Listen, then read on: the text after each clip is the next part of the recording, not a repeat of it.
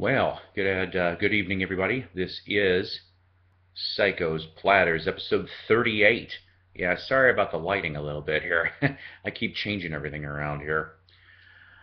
Course fueled by coffee, as usual. Um, all right. I want to talk about a couple things first before this is another odds and ends episode, okay? And I'll kind of sort of explain why in a minute here. Uh, Anybody that has pretty much subscribed to my Psycho's Platters, Psykos Platters, on Facebook and on my regular Facebook, which is my name's Paul Pease, okay, in case you didn't know, uh, knows that I made an announcement earlier this week. I like, obviously, talking about vinyl. I mean, that's why I got into this last year in the first place. And we're already up to 38 episodes. Yeah, this is my 38th. I know there's a lot of you out there that got hundreds. Maybe I'll catch up. Maybe not. But the point of the matter is we're all having fun, right? So I'm trying to go into the next level. I mean, obviously, I'll be doing shows like what I've been doing all along, but once in a while I want to kind of add some things. And what do I mean by that? Well, like I told some of you people out there that know me, I'm a former disc jockey from the Chicagoland area. Okay, so I have done interviews in the past with people. Just like, well, how do I explain? It's just various local figures, or I'm trying to think here. When when uh, when I was on the air in my main gig in 2001. Let's see. Like I said, I got to admit it was minor musical players. Um, the closest is, I don't know if anybody up there in Northern Illinois is going to remember a 70s band by the name of Bad Boy. Yeah, I showed a couple of their albums a long time back. They're out of Milwaukee area, and I got to interview them with their singer for the last 10 plus years, 15 plus years, is Zeno, who was the original lead singer of Cheap Trick. So I did interviews with those guys, and unfortunately I had a couple woulda, shoulda, coulda moments where unfortunately the timing wasn't right, but I actually had approved interviews with Isaac Hayes and, get this, the Insane Clown Posse. Oh boy, that would have been. I think I was the only one in Chicago that was willing to touch interviewing Insane Clown Posse. Now, if you were to go up to them and say, hey, this guy, they ain't going to remember. The story goes on this one is that every year they've got their convention out in Iowa, the bearing of the Juggalos is what I call it. And I actually knew somebody that was connected to the fan club president at that time. Don't ask me names. It's been too long. But the point of the matter is I wrote a nice short letter about the whole entire thing, and believe it or not, they actually said, yeah, they were going to do it. But by that time, I was off the station. I'm telling you, woulda, shoulda, coulda moments do piss me off. So, long-winded me, what am I getting at? I have decided, you know what, music is supposed to be about fun, right? I mean, all right, fine. People that play in bands, music's for fun, and, well, if you can get some money out of it, so be it. But mainly, basically, music is supposed to be about fun and happiness and ear candy. I mean, that's what it is. Whether it's classical music or country or blues or classic rock or oldies like classic rock oldies like me, hair metal, well, I'm gonna cringe when I say this because it's from Justin Bieber. I don't like Justin. I really don't think that's music, but whatever. So the point of the matter is, though, is that if something makes you happy, okay, musically, and perks up your soul, then guess what? So be it. The music did its job. So what I want to kind of start doing, if I can, is interviewing some of the bands that are coming through the area of my neck of the woods. All right, and nothing more than like 10 minutes each. I have already put in media requests for, like I said, Little River Band and Exile are coming through here. Next one I'm going to try for is Johnny Winter. We'll see what happens on that bit. Maybe even the Doobie Brothers. They're coming through here in November. And then after that, that's probably going to be it for the rest of the year, I think. But I'm going to try for those 4 and see what happens. And then when I can get a better phone setup as well. Q Mark, I've talked to you about this already. Yeah, question mark. He's probably going, oh God, he's calling me out. Him and I are going to have an interview too. We've already talked about this sometime down the line, because I want to hear what he says. I like him. I really do. Ever since he's been on Wax Museum with Ronnie Dark, the #1 internet radio show, at least it should be. It's getting there. I love it. But so that's the idea. So I want to do about maybe 10-minute shows, or maybe even slightly more if the artists will allow. What was it in the joy of creating the music? You know, some behind-the-scenes stuff, blah blah blah. You know, I want to try and ask some questions that aren't asked often or at all. I don't know how far I'll get away on this one, but it's definitely not going to be like 16 magazine type stupid questions like, hey, what's your favorite thing to eat and color? I could care less about that crap. I just want to know, hey, what was the inspiration maybe of this song that you did, or hey, you know what, this is a very unique sound on this track. What is that? You know, that kind of stuff. Make things more interesting, I think. All right, so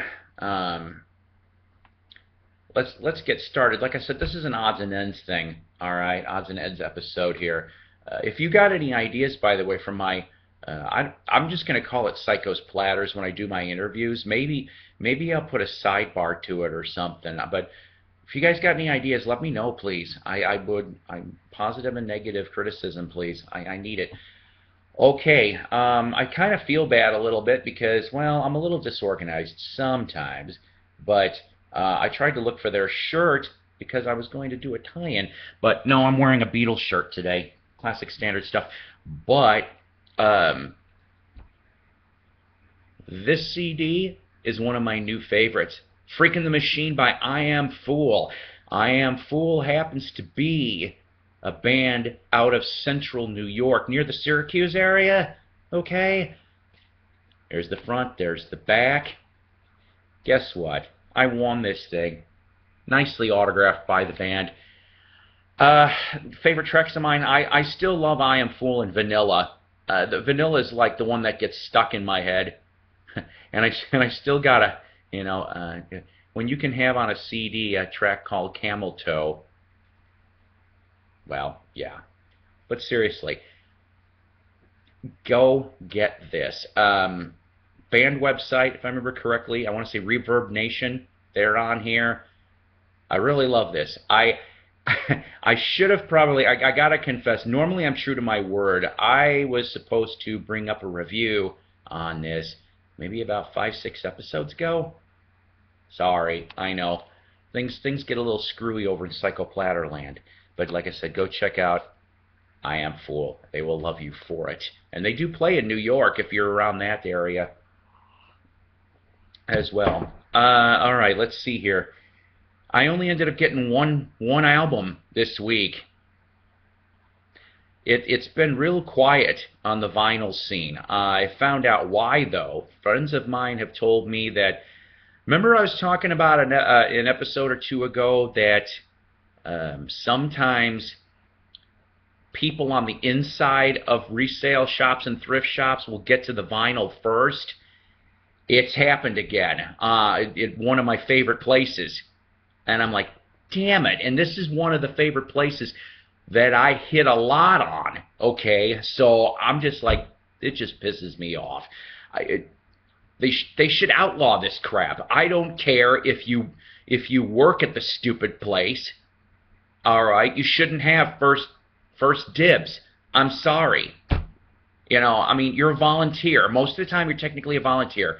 So you're not getting paid for any of this stuff. All right? This is supposed to be for the customers. The customers are the ones that are paying for it. Now, I'm not saying that the people that are holding the stuff ain't paying for it, but you know what? We're the customers. Give us a chance.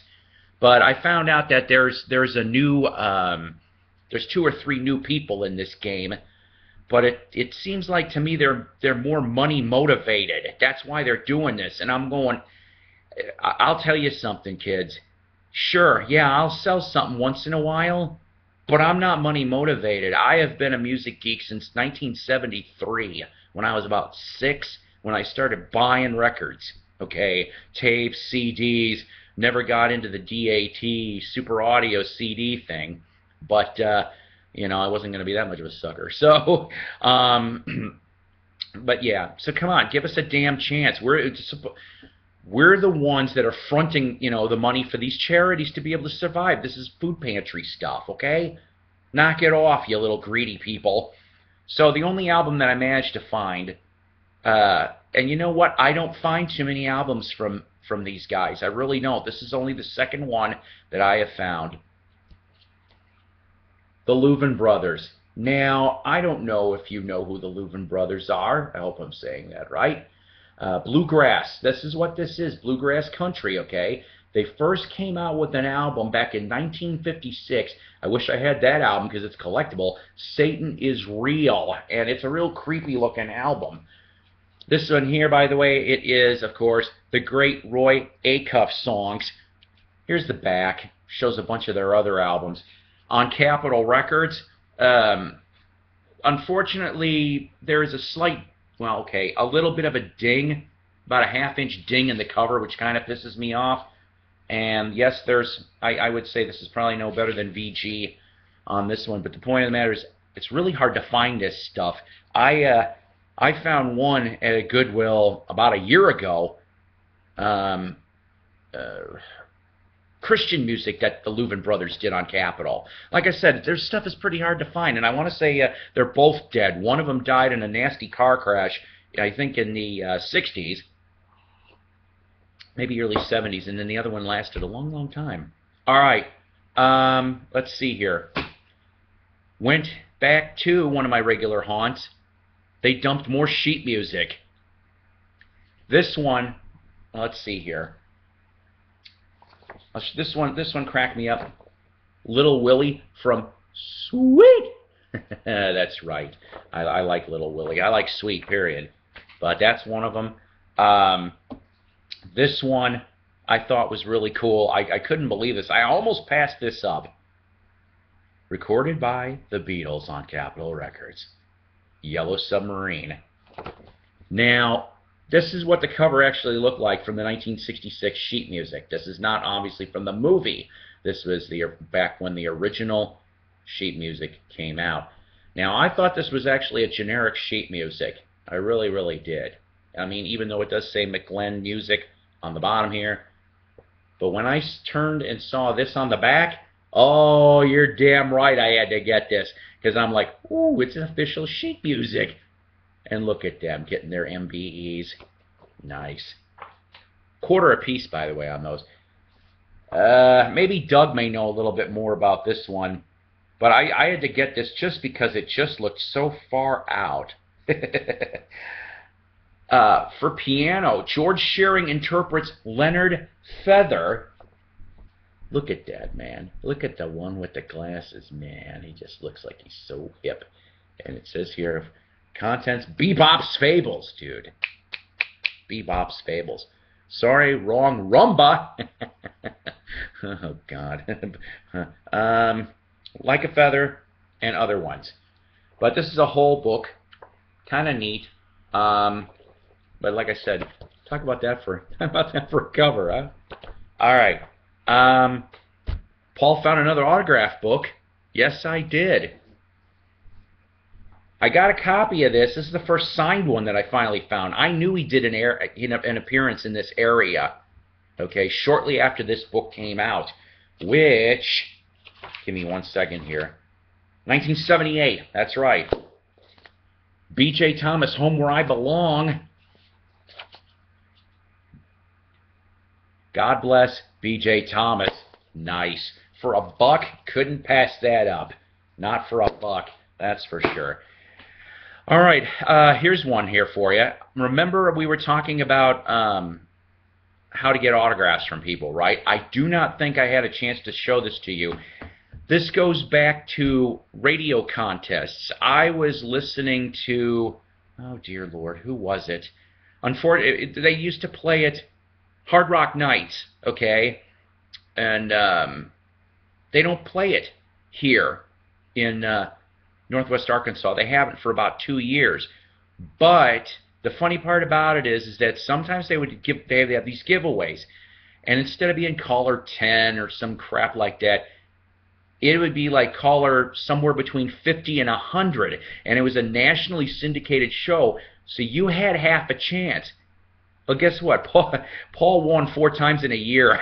That's how geeky dedicated I was. But when I found out that this was one of the prizes, I had to get this. I brought this up briefly. So you want autographs to add to your collection, and they're giving away, like a radio show, internet show's giving away something, take a chance, because what I ended up with is the definitive visual history of Def Leppard signed by Phil Collin. That's right. This thing is a nice coffee table book. Ross Halflin, who has been a photographer for many a year. I mean, like I'll show you. That's one of the pictures there. Let's see. Let's go back to some early stuff. You know, stuff like this.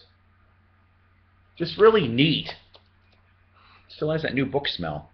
But yeah, signed by Phil Collin. The only thing that I kind of regret is I'm like, he signed literally the dust jacket. I'm like, who does that?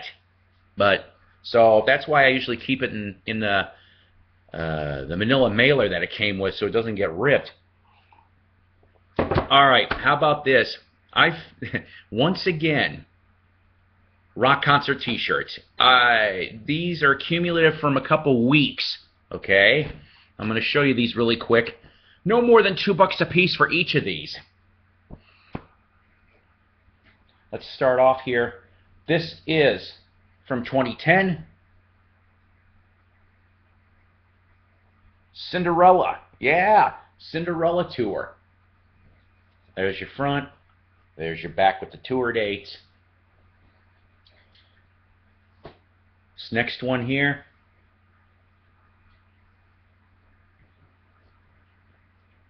Allman Brothers. Yes, that's right. It says Summer Band Campaign 2008. All right, there's the front. There's the back. The summer campaign.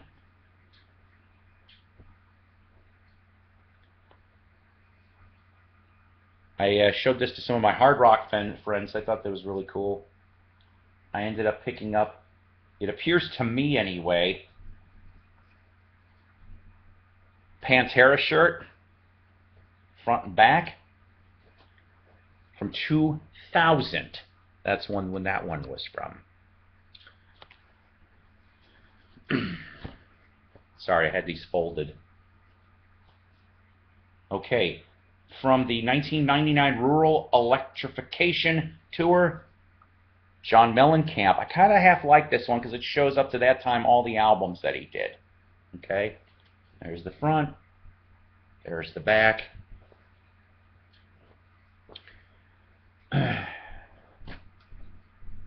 This one was neat.